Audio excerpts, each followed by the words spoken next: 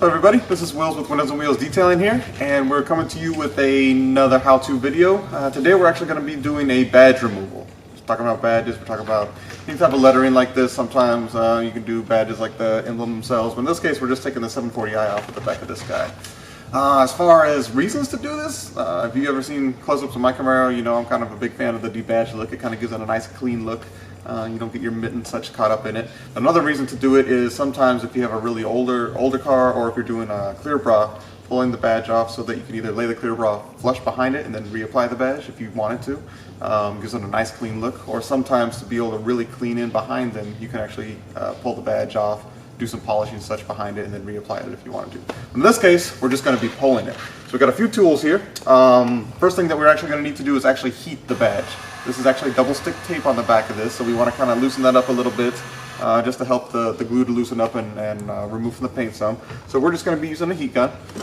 You can also go ahead and use infrared lamps, or if you don't have either of those, you could use a little bit of boiling water and pour it on it, or just park it in the sun. But in this case, we're just going to use a heat gun on it.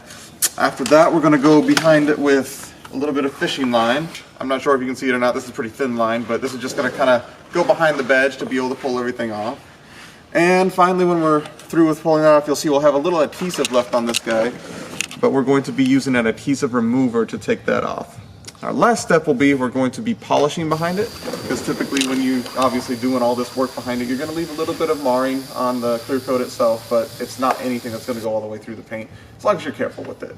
So we're going to go ahead and get started here, heat up the badges, and see how easily they come off for us. So when you're doing your heating, you don't want to stay in one place too long. You just kind of want to go back and forth to get it nice and even. We don't want to get it to the point where it's going to melt anything, but we do want to loosen up that adhesive some just to make it a little bit simpler to remove. I think we're pretty good there right now. Alright, so now we're going to take our fishing line here and just easily go behind it. You can see it's actually coming through pretty quickly. If you can, try to keep a finger on it to keep it from falling and knocking into your paint. And just like that, get the badge off. I see we got a little residue left here, so we're going to do that next as far as removing it.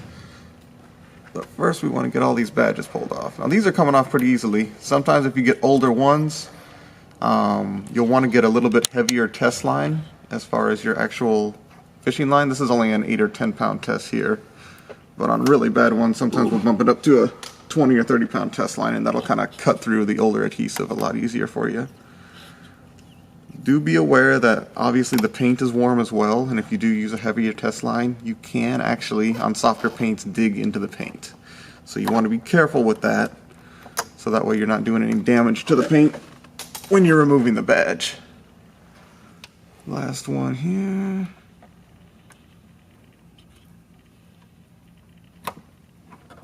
Alright, so got those bad boys pulled off. As long as the paint's not super hot, which it's not, it's a little warm, but we're not super hot, we're going to go ahead and take some of our adhesive remover. This is actually our Goof Pro that we're going to be using. We're just going to spray a little bit onto here, and this is going to help to... Oh, hashtag fail. Alright, now that we've got a new trigger spray that's actually going to work, we're going to go on here and just apply a little of the adhesive remover. Don't need a ton. In the case of this stuff, it's pretty strong. And we'll let it set for about 20 or 30 seconds at the most. And then we're going to actually take a plastic razor blade in this case. Note, again, plastic, plastic, plastic. Don't take something stainless steel and go at your paint and then complain to me that you scratched the shit out of your car. But we're going to go here and just going to kind of hold it at an angle. And we're going to try to take a few layers of this stuff off. It's pretty thick, so we're not going to get the whole thing in one swoop. We can see some of it starting to gum off. Might need to get a little bit more wet. There we go. Now some people use an eraser wheel for these. I've used that before as well. And you just need to be safe with it. Or a gas mask for the chemicals. Or a gas mask for the chemical. Oh shit. Also, the other thing I'll recommend is just getting a blue Scott's towel just to kind of wipe off your glue onto. It's something that you can throw away because once this stuff gets on it, it's done for. And basically after each layer that you're taking off, We're going to want to go through and apply a little more remover just so it can kind of soak into the next layer.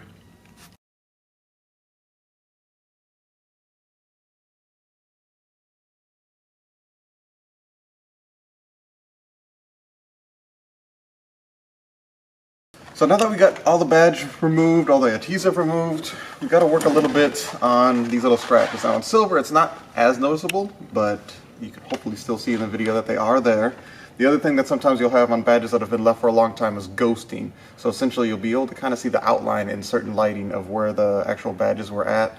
We don't want to have any of that. So we're going to do a couple of polishing steps on this guy. We're going to be using the Rupes Nano. So this guy is actually really nice for little 1 to 2 inch polishing in certain areas like this. We're going to be using the Meguiars burgundy pad and some Meguiars M100 to be able to cut some of this stuff out with. So we got our pad primed, going to add a little bit more compound to it. And we're going to hit this area here real quick. Once we're done with that, then we'll do a light polish just to remove any marring left from the compounding step and see how we look.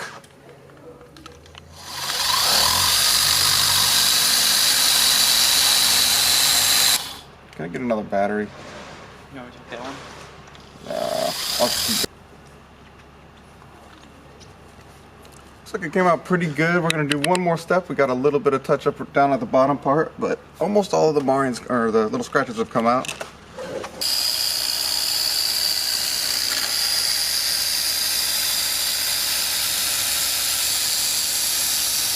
Alright, we got the first cut down. All the deeper stuff is out. Now we're going to hit it with a little bit of final polish. We're just going to use a little CarPro essence and a light polishing pad. It's going to give it a nice little gloss, and then it'll be ready for some protection.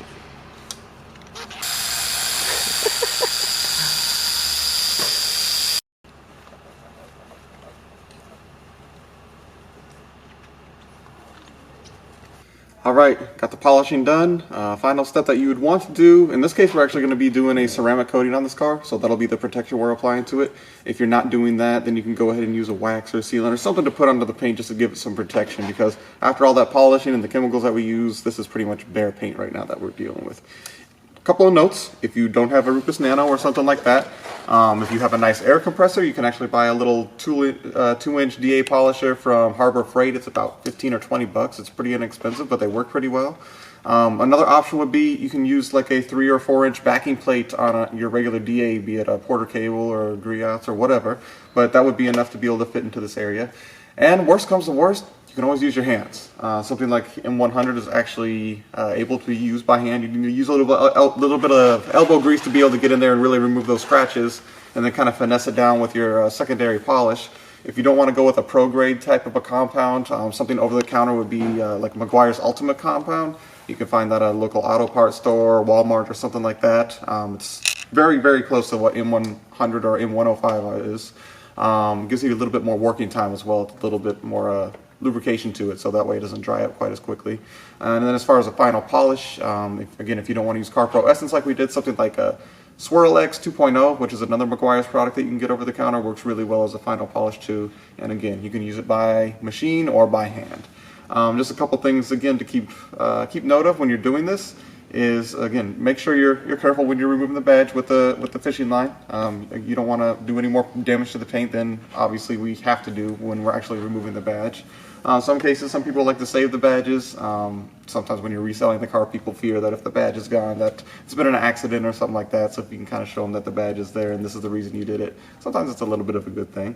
But again, yeah, this is pretty much the case for most badges. You will find some once in a while that actually have pegs going through the metal.